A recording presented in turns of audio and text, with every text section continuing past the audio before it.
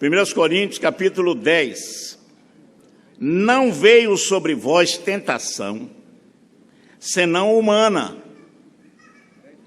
mas fiel é Deus, que vos não deixará tentar acima do que podeis. Antes, com a tentação, dará também o escape, para que possais suportar. Palavra de Deus para nós. Nós estamos vivendo num mundo conturbado, difícil. As guerras, não guerra de uma nação contra outra, que também tem. As guerras entre as pessoas são fortes. Passamos por dificuldades enormes nesses dias. E vivemos numa cultura repleta de depravação moral, de pressões enormes, que induzem ao pecado, empurra o homem ao pecado. São provações, são tentações, às vezes tão forte, que muitas vezes pensamos que estamos prestes a sucumbir. São dificuldades enormes que nós estamos enfrentando nesses dias. Mas o escritor, nosso irmão Paulo, ele alertou a igreja em Corinto, como outras também, sobre essas tentações, sobre essas provações, sobre estas pressões que tem vindo, viria naquele tempo e tem vindo até os dias de hoje, 2000 anos depois. E eu quero dizer uma coisa a vocês, sobre as tentações sobrevêm a todos. A todos. Não tem ninguém imune a tentações. O que a gente quer é vencer as tentações, mas elas surgem, elas aparecem, elas nos pressionam, e às vezes ficamos perplexos, sem saber que decisão tomar. Mas Deus disse: não existe tentação senão humana, mas fiel é Deus, que não vos deixará tentar acima do que podeis suportar. Nós temos a palavra de Deus que nos garante que seremos vencedores. Triunfaremos diante dessas dificuldades, dessas tentações, dessas pressões. Seremos vencedores. E cantamos o hino: vencerá, vencerá, por seu sangue vencerá. Venceremos. Ao longo da história da igreja, muitos irmãos nossos sofreram as tentações e venceram. E assim como eles venceram, nós também podemos vencer. Diga amém. Você também pode vencer. Seja ela de que quilate for, você pode vencer, porque Deus está conosco. O Deus de Jacó é o nosso refúgio. E eu vou lhe dizer mais. Qualquer tentação pode ser resistida. Eu disse qualquer. Quando eu vejo, às vezes, alguns irmãos que surgem e dizem assim: pois a tentação foi muito grande e eu fraquejei. Fraquejou mesmo. Mas não é porque não podia suportar, não. Deus não permite passar da nossa conta, do nosso limite. Ele está conosco para nos proteger. Existe um limite que Deus sabe. Talvez o meu limite seja diferente do seu. mas Deus sabe o meu e o seu. Então eu posso suportar mais ou suportar menos, mas Ele sabe o meu limite e sabe o seu limite também. Ninguém cai porque não pôde resistir. Porque Deus está conosco. Ele nos diz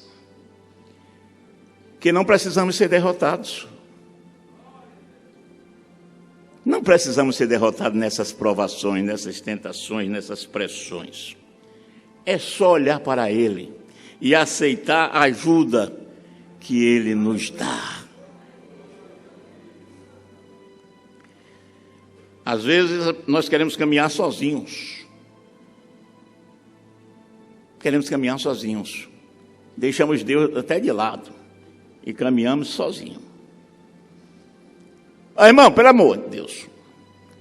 Jeremias disse: eu sei, ó Senhor, que não é do homem o seu caminhar, nem do homem que caminha dirigir os seus passos. Quem dirige os nossos passos é Deus. Quando a gente quer agir sozinho, a gente quebra a cara. Me permita a expressão.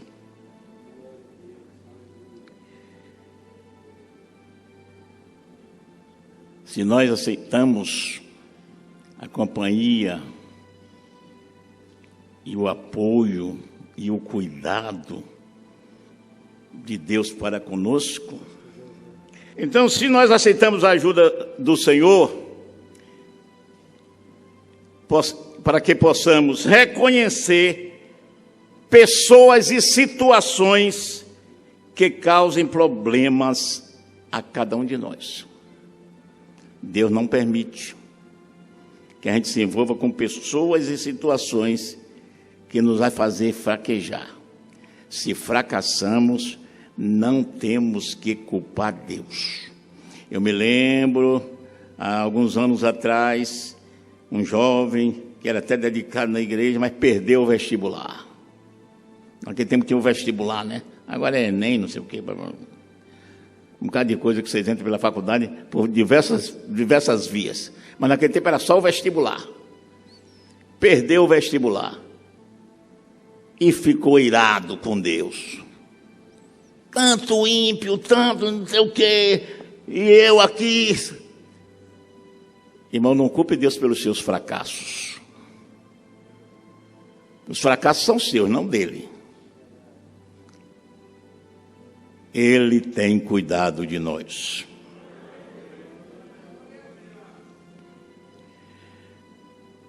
Se nós estamos com a ajuda de Deus, nós podemos fugir de qualquer coisa que traz problemas, que é errada e que a gente sabe que é errada e que às vezes continuamos a fazer.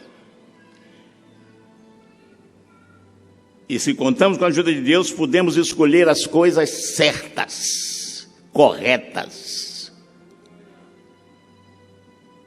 Ele está conosco. Mas nós podemos também orar pedindo a Deus ajuda.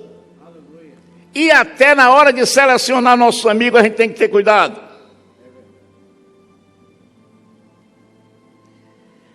A gente deve selecionar amigos que amem a Deus como nós amamos.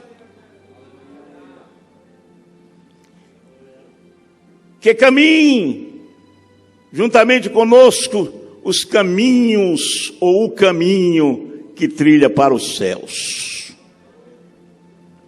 Porque pode nos ajudar em um momento de dificuldade. Pode nos dar o ombro amigo. Selecione os seus amigos entre os seus irmãos.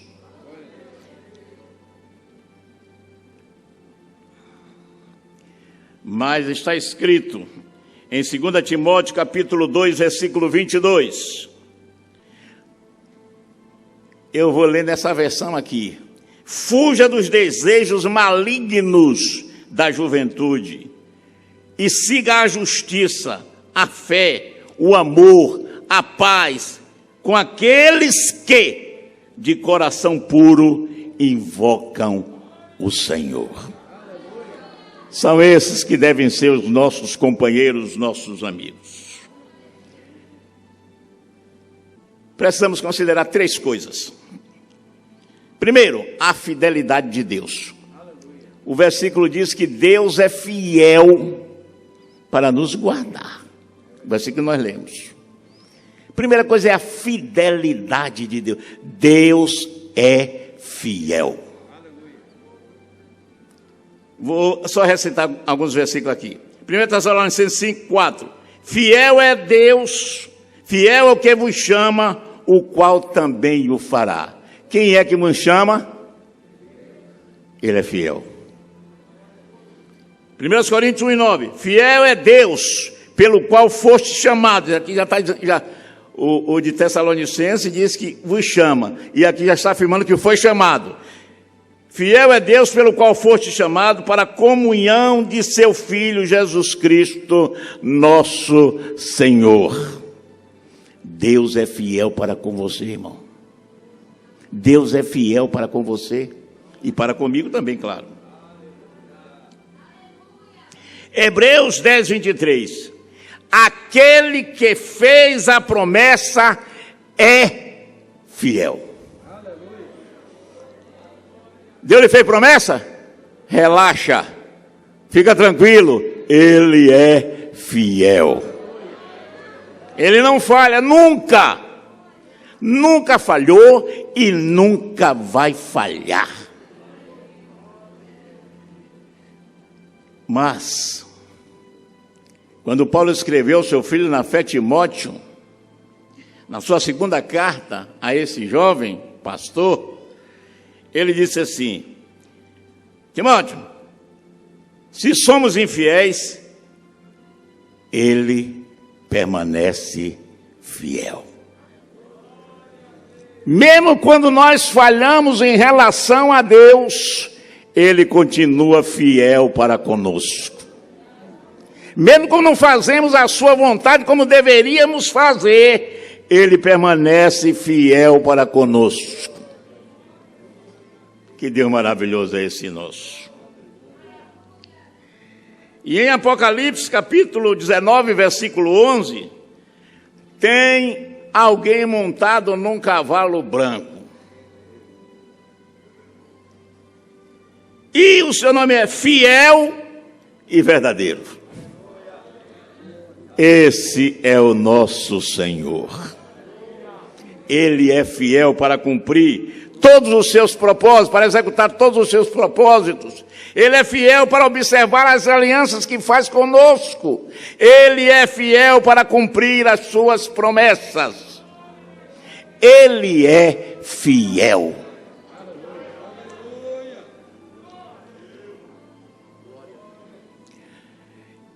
E em Números, capítulo 23, versículo 19, está escrito: Deus não é homem para que minta.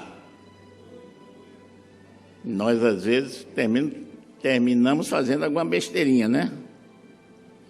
Mas Deus não é homem para que minta, nem filho do homem para que se arrependa. Porventura, diria ele e não faria? O que Deus fala, cumpre. O que Deus promete, faz. E é por isso que eu estou tranquilo e sereno, sabendo que Ele me salvou, que um dia vai me levar às mansões celestiais. Ele é fiel.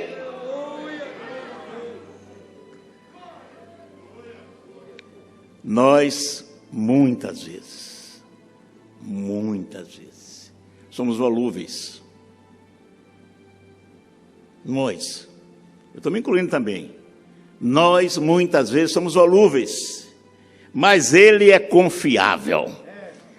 Deus é confiável. Sempre pode ser encontrado no mesmo lugar, no altar da oração. Sempre pode encontrar Deus quando você se queda diante dEle e busca a sua presença.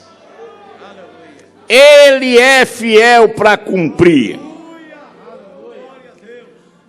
Segunda coisa que a gente precisa considerar: a graça de Deus. não permitirá que sejais tentado além das vossas forças. Foi o versículo que nós lemos. Não permitirá que sejais tentado além das vossas forças. Irmão, Deus é fiel para cumprir a sua palavra. Ele não vai permitir. Mas não é porque nós somos bonzinhos, não. É pela sua graça. Graça é aquilo que a gente recebe sem merecer. É a mesma coisa de bondade. Recebe sem merecer. É a graça de Deus que faz isso conosco. E a gente tem que considerar esse aspecto aí, nesse versículo que nós lemos. Seja fiel também ao Senhor, irmão. O grande reformador protestante, monge católico, até começar a ler as Escrituras com mais profundidade e se convencer que a salvação é pela graça, por meio da fé, e que isso não vem de nós, é dom de Deus. E ele se convenceu disso e começou a rasgar os seus catecismos lá, 95 teses na porta da igreja lá. Martinho Lutero, homem de Deus. E ele disse assim: a força do homem nada faz. Eita! A força do homem nada faz. Sozinho está perdido. É por isso que a gente precisa da companhia de Jesus. É por isso que não podemos abrir mão de estar com Ele em todos os momentos. E olha que Ele disse: eu estarei convosco. Você só não está com Jesus se você não quiser, porque Ele está à disposição para estar com você em todos os momentos, em toda hora, a toda circunstância que acontecer. Deus, Jesus, está com você. Você só não desfruta da sua companhia se não quiser desfrutar. Mas nós precisamos estar com Ele. Sozinho, estamos perdidos. Disse Lutero, e eu até concordo com ele. Mas no texto que nós lemos diz: Deus não permite que sejamos tentados acima das nossas forças. Deus não permite. Glória a Deus. Então, se você está sofrendo alguma pressão, irmão, pense em Deus. Ele não vai permitir que você, que essa pressão, que essa tentação, que essa provação, que essa dificuldade esteja acima das suas forças.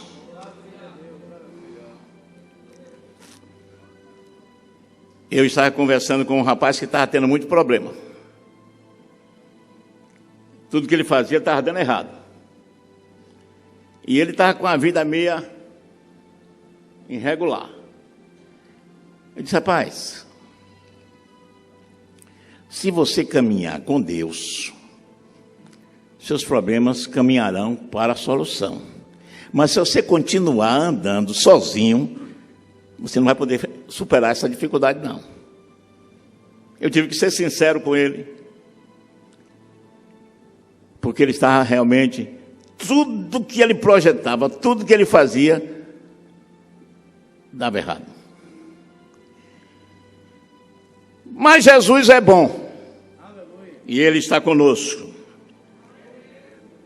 No texto que nós lemos, vou repetir: não seremos tentados além das nossas forças. Deus sabe até onde podemos chegar. Deus sabe até onde nós suportamos. Ele está no controle. Deus não perde o controle de absolutamente nada. Ele está no controle.